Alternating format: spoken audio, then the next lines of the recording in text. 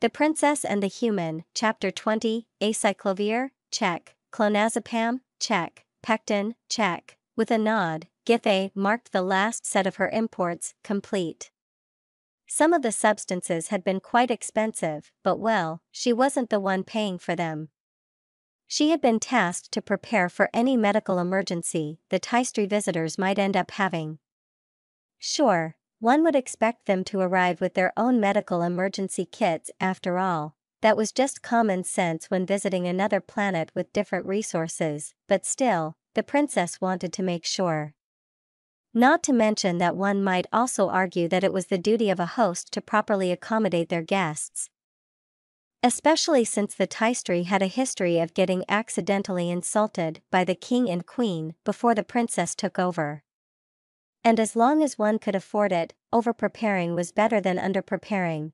Bring the boxes into my office, I will sort everything myself there. Thank the first ones we didn't have any serious medical emergencies with Nadine so far, while her incredibly long life allowed the small alien to have knowledge in a vast array of fields.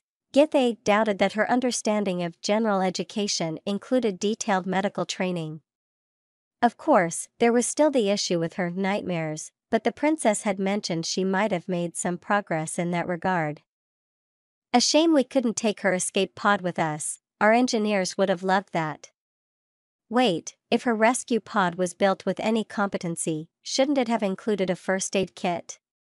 Damn it, why do I only think of that now? That could have been invaluable, Dr. Githey. Upon hearing her name getting called, the doctor turned to find one of the palace's maids standing next to her. Lady Nadine requests presence, I'm coming. Did she specify the problem? No, but it's not her. It's something with Her Highness. Though it didn't appear to be an emergency, it would probably still be better to not let them wait for too long. They await your presence in the bathhouse. The bathhouse? Was there an accident? No, she said it wasn't an emergency. But why? Well, only one way to find out. Even though the baths themselves were not in use at the moment, the air inside the bathhouse was fairly warm and damp, and she soon found out the reason why. Nadine was in one of the rooms, and next to her was a line of wet towels that seemed to cover something. Also, Nadine looked wet for some reason. What are you doing? The alien girl looked up. Ah. Doc. It's about Her Highness, she seems to have partial molting. I had an idea how to help her, but I wanted to make sure it was just that. That's why I called you. Not seeing how that related to the situation at hand, Githey decided to first stay on topic with her questions. How come you know about partial molting? I thought your species doesn't molt? Yes, but some animals on my homeworld do. Sure, they shed rather than melt it off, but the principle should be the same. I think. Anyway, I read that partial molting happens when the animal is under a lot of stress, which Her Highness definitely is. The hot towels apparently help, so I tried it. The doctor glanced at the towels.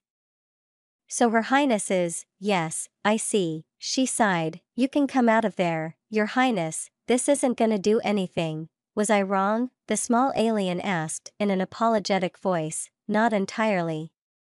Stress-induced partial molting is indeed a thing, and yes, Her Highness certainly is a prime candidate for that. The thing you got wrong is that the stress causes some parts to melt too late, not early. And, give me a moment. Githey pulled out her datapad and opened the princess's medical record. Yes, Her Highness molted 3 cycles and 147 days ago, meaning while it is due, it shouldn't happen until 40 days from now at its earliest. Probably a bit later than that. Some body parts melting early can happen in old age when our shell as a whole has gotten softer, but she is way too young for that. I don't even know what could cause that at her age. I need to examine that. I see. Guess the towels won't help then. I at least never heard of that method. We treat partial molting by artificially melting the hard parts with a very mild acid. Some even use it to intentionally molt early. It's debatable whether or not that is healthy. But sometimes people want to prevent it from happening during an inconvenient time.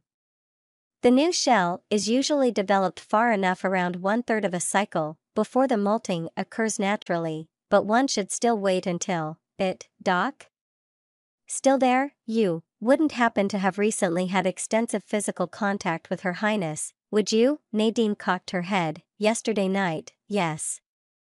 Why, and were you secreting while you did that? She blinked. Was I what? The tissues I analyzed, one of your discharges was slightly acidic.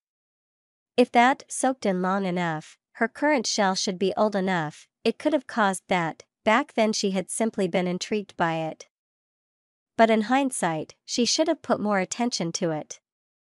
There were some plants that produced acid as a defense mechanism, but while she had never heard of animals doing the same, it wasn't impossible. That seemed to click with Nadine, whose facial color got slightly redder. Ah, the snot. Yes, I was crying a bit. But the cavity covered half her abdomen. I didn't. Ah shit, you remembered something? Before answering, Nadine swept her hand over her forehead and showed her the liquid that had accumulated there. Sweat. My body uses it to regulate its temperature. I don't know what factors influence its pH, but on average, it's slightly acidic. Depending on what your shell is made of, it could actually dissolve it. I don't know the scale of the numbers you are referring to, but what you are basically saying is that I'm more or less covered in acid, yes. But not that strong, as you said, probably just because her molting was close. I mean, nothing happened when you touched me. Githey nodded. True, but our contact was brief. Therefore we shouldn't take any chances. She then realized that the princess was still lying under the towels. Your Highness, as I said, this isn't gonna help.